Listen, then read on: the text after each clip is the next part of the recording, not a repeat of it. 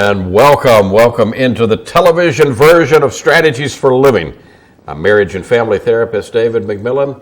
Delighted that you've tuned in, joined with me today because we always have lined up a good life strategist. Today we've got a great life strategist, my friend and colleague, and I'm just so proud that he has written a book called Miraculous Psychotherapy, Achieve Your Ultimate Happiness with A Course in Miracles, Gary Tiemann. How you doing, Gary? It's great to be here. It's been a little while, and I'm always happy to come here and talk about Course in Miracles stuff. Just to let folks know, you're a licensed clinical social worker here in Shreveport. Got an MSW from LSU. Yep. And, Go Tigers. Go Tigers, that's right. Doing okay right now. We're doing pretty well. And been in practice for 125 years. Something like that, yeah. Does it feel like that some days? But I've known you all those years. Yeah, we have known each other. We go back, way back, further than probably either one of us want to remember sometime.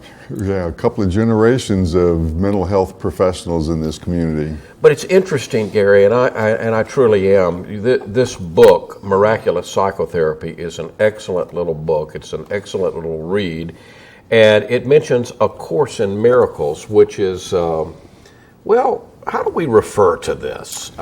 It is a life-changing publication, wouldn't you say? A psycho-spiritual manual in some ways. Yes. I think of it that way. Yeah. You know, and I think it's a good combination, and we've had many conversations about this and the fascinating stuff that's going on in quantum physics, the fascinating stuff that's going on in other areas of science, where we're beginning to see and understand how maybe spirituality and science aren't that separate. Maybe they're closer than we actually think. Absolutely. Yeah. You and I found A Course in Miracles. ACIM,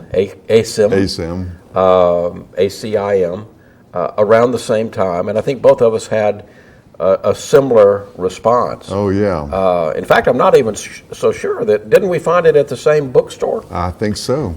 Back in the day, there was a wonderful bookstore in the back of the Broadmoor Shopping Center called Keep Coming Back. Yes. And that's where I first put my hands, that's where I first put my eyes on A Course in Miracles. And you did too. I knew when I first held the book in my hands, this is an important book. I sat down. Rachel used to have some big overstuffed chairs. Yes. And you could sit down there and you could read before you bought.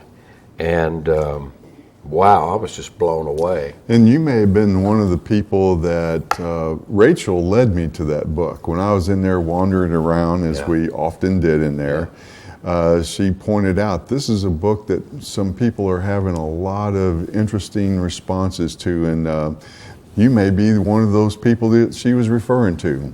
Maybe so. I do know, true confessions, that I took the book home, and it was many years, actually. I would pick it up and I would try to move through it. And it's not that it's difficult. It's not that it's hard to, and yet it's just so different in the way it approaches our minds. It's a different paradigm. And so that's why books like yours are important. I think of your book, Miraculous Psychotherapy, as kind of the runway to get you to A Course in Miracles. I hope that's okay. Oh no, I like that analogy, and in fact that was my intent with it. I wanted it to be a little more manageable introduction to what the Course is. So, for anyone who has not heard of A Course in Miracles, could we say it was downloaded to two college professors? Yes. At Columbia University Ivy Medical League Center. Stuff. Yeah. Dr. Bill Tedford and Dr. Helen Schuckman. Yes. And Dr. Schuckman and Dr. Tedford, although they were friends and colleagues, they at times would clash with each other. They had a very interesting relationship, very devoted to each other, very loving to each other, and yet more like brothers and sisters. A little conflictual at times. So when Dr. Helen Schuckman started hearing the voice of The Jesus, voice, yeah. a voice that identified itself as Jesus and Right. wanting to tell her some things that needed to be corrected. Yes. She eventually got to Dr. Tedford and said, Bill, I think there may be something wrong with me. and what did Dr. Tedford say? Well, he wanted to, just go with it and and see how it plays out. They had no idea that it was going to take as many years as it took to get this written down, downloaded, as we sometimes say, and what the impact was going to be. They didn't know who was going to use this. Right. It was, and being clinical psychologists, and they knowing the difference between hallucinations and something other than that. Right. They were also afraid, though, that they were going to be assumed to be not quite there. So Right. they were very reluctant to start talking about it in the beginning. Right. They were very careful in how they proceeded, and it took years. Yes. It took years.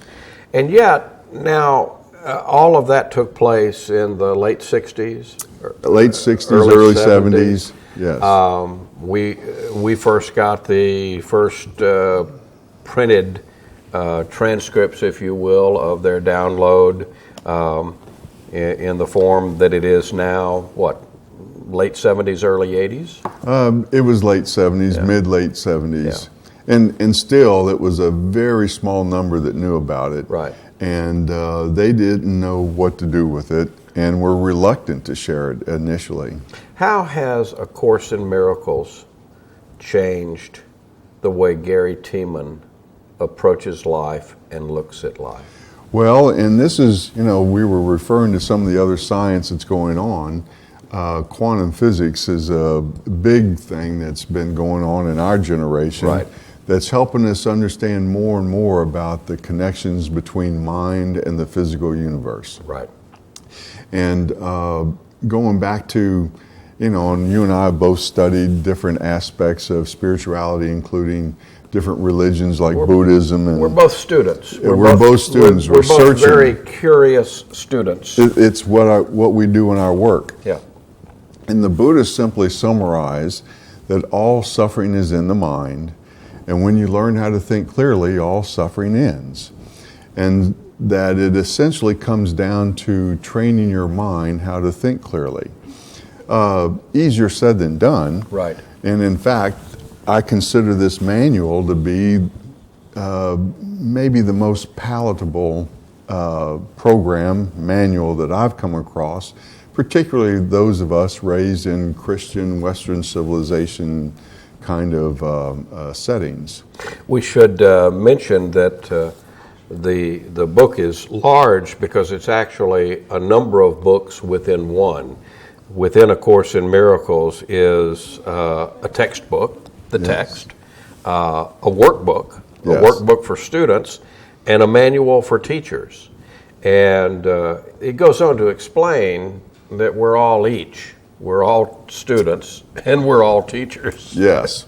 Now that kind of makes me scratch my head sometimes, like the quantum physics does. Oh, it will have you scratching your head. And, we're all teachers and we're all students. And there's that ancient saying, when the student is ready, the teacher will appear. Right. And sometimes who is the student and who is the teacher is just a matter of which side you're sitting on. There you go. Yeah. There you go. The very first lesson in A Course in Miracles, it really kind of gets your attention, if you will. The very first bit says, "This is A Course in Miracles. It's a required course. Only the time you take it is voluntary." Yes. So we're all going to get here. And he was talking to college professors. Yeah. And so some of the framework that he was using was something that they would well relate to. Right. It's a course. It's a course. It's a voluntary course. It's not a required, it is a required course. The only voluntary part of it is when do you sign up for it? When do you sign up for it? Yeah.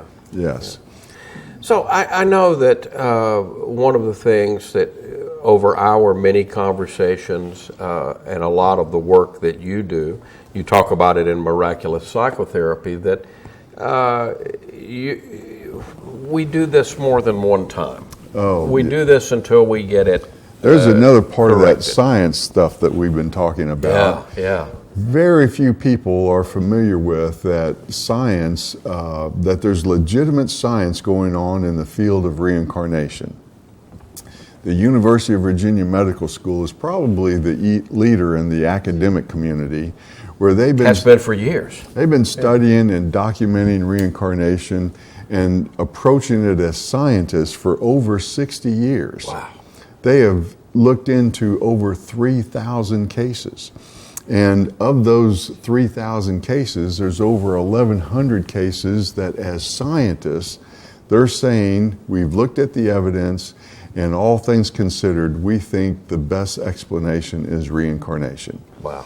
I think we need to pay attention to that. We probably do need to pay attention to it.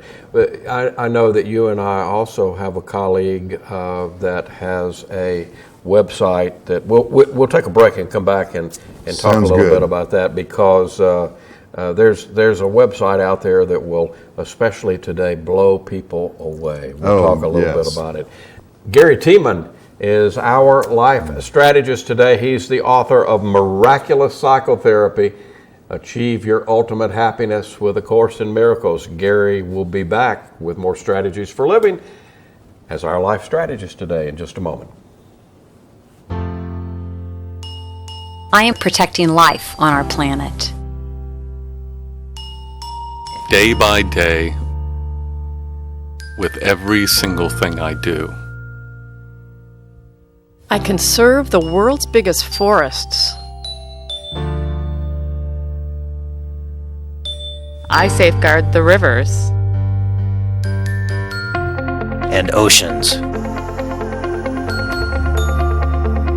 I stand up for coral reefs, rainforests, tundras, deserts, and grasslands. I work with communities in the Amazon, the Arctic, the Congo, and the Himalayas. I collaborate with the biggest companies on Earth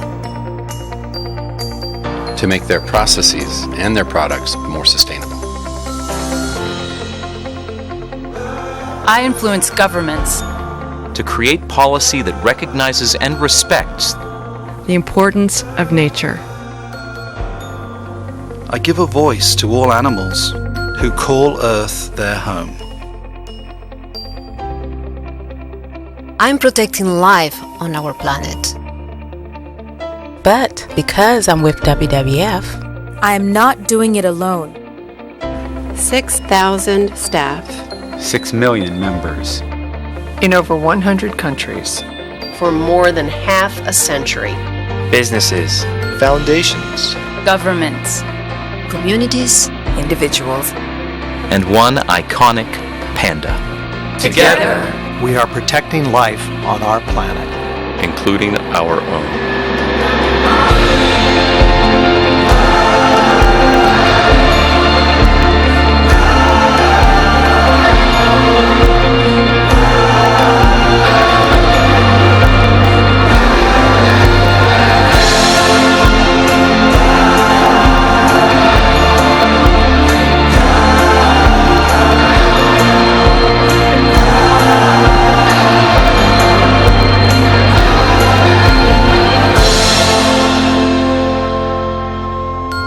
Because together, anything is possible.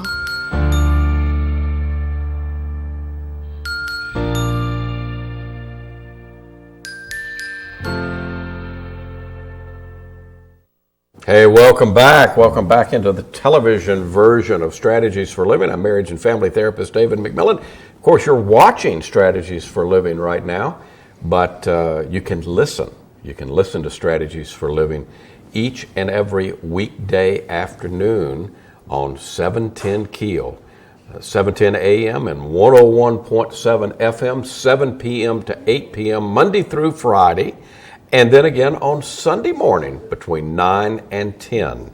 And you can listen to us on the Keel app. You can listen at 710 AM, 101.17 FM, or the Facebook page, Facebook/Strategies for Living. And sometimes Gary Tiemann appears as a life strategist. I'm thrilled when I get to join you here or on the radio. And glad you're tuned in today to Strategies for Living. And Gary Tiemann, licensed clinical social worker, is our life strategist. He's the author of a wonderful little book called Miraculous Psychotherapy.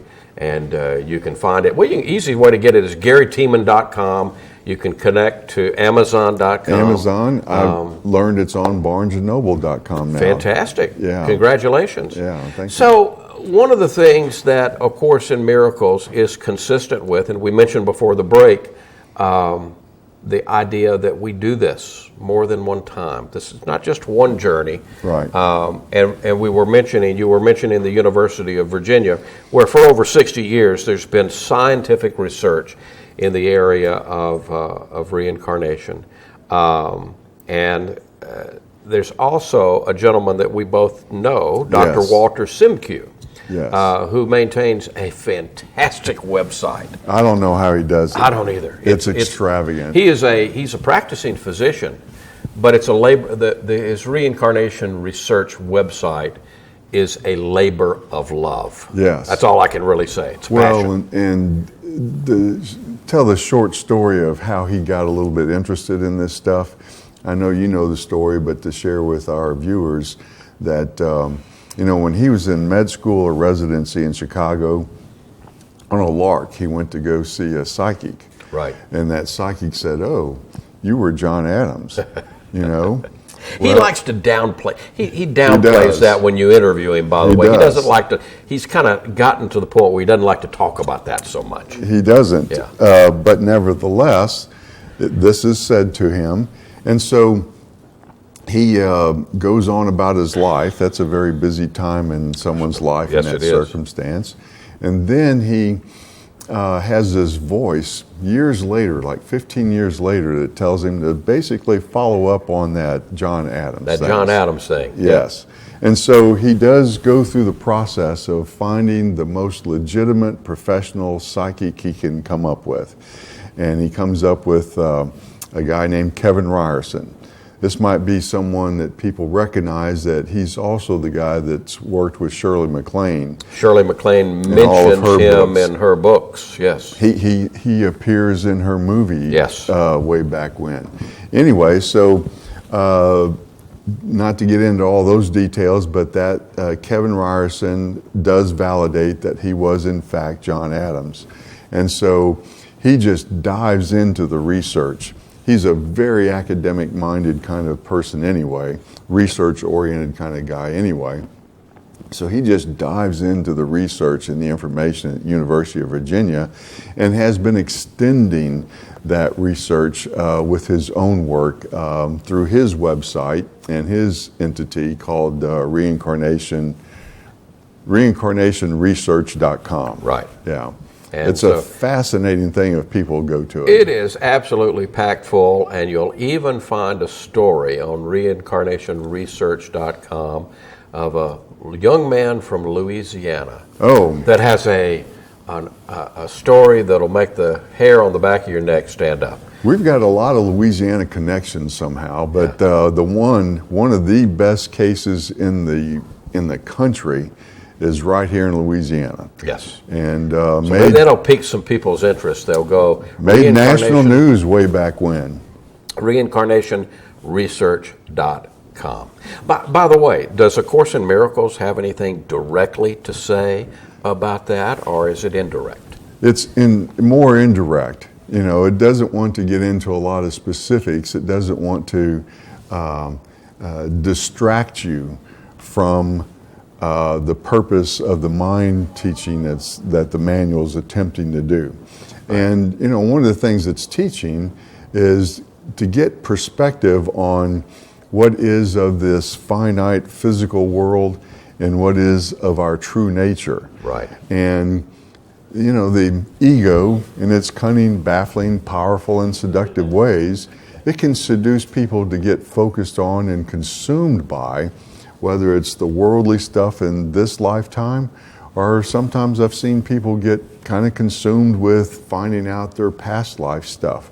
Now, when you use the term ego, we're using it, and of course in Miracles uses it in a little bit different way than maybe if I was studying Freud or studying Psychology 201 at a prestigious university like this one. When it uses the term ego, it basically is like our operating system. It's the compilation of the words, the messages, the beliefs, and the stories that we have stored that just kind of run on autopilot, right? And is invested in us staying in the worldly mindset and trying to keep us away from our spiritual, for lack of a better word, or our infinite mindset, or what some might call the real truth of who and what we are. Operates with a lot of fear, doesn't it? It's its main currency. Yeah. So we're hopping. It seems like we're hopping all over the place, but again, back now to tie it all together with the science. Yes. What really got your attention with the, we have probably couple of minutes left. What really ties all of this together with the science? I invite almost everyone I work with to look up Dr. Quantum and the double slit experiment. If you Google that, you will come up with this cornerstone of at one time we said quantum physics, but I consider it the cornerstone of physics, period. Yes. And you will begin to see, it will hint at, directly and indirectly, what the influence of mind is, what the influence of observation is on what our physical universe is. Yes. It's, Einstein said it's spooky stuff, and famous quotes like, I want to believe the moon is there if I'm not looking at it. But it really challenges that old idea. If a tree falls in the woods, does it make a noise? Yeah. Quantum physics says no. No. Yes. Because the observer effect, observing it changes everything. Yes. And that really, again, to tie all of this together and back to A Course in Miracles, we all need to be aware of what our mind does, and we need to be curious observers. And become skilled at creating our world. Yes. Knowing what the truth is and what we are creating. Yeah. Know the truth, and the truth shall set you free. It's all about truth. Well, I tell you what, one truth is that Gary Tiemann, you're a great life strategist. Each and every time you choose to come to the radio or you come to TV, one thing is for sure, you stretch us, you make us think. And you let me come here and talk about this stuff and share this stuff. That's why we do this. That's why we do Strategies for Living, to make us all get out of our collective boxes, if you will, stretch us and make us think a little bit. That's what a life strategist is supposed to do. You do your job each and every time that you come. And isn't it fun? It is fun. It is fun. And I hope that we can continue to do that. Folks, go get a copy of Gary's book. You can get it at GaryTiemann.com. You can get it at Amazon.com. Now at BarnesandNoble.com. It's called Miraculous Psychotherapy. Achieve your ultimate happiness with A Course in Miracles. Gary Tiemann, thank you for being on Strategies for Living today. Thank you for having me. Folks, thank you for being with us here on Strategies for Living today. Don't forget the radio version, 710 AM, 101.7 FM, the Keel app, and Facebook/Strategies for Living. Until next time, for Gary Tiemann, I'm marriage and family therapist David McMillan. See you next time here on Strategies for Living.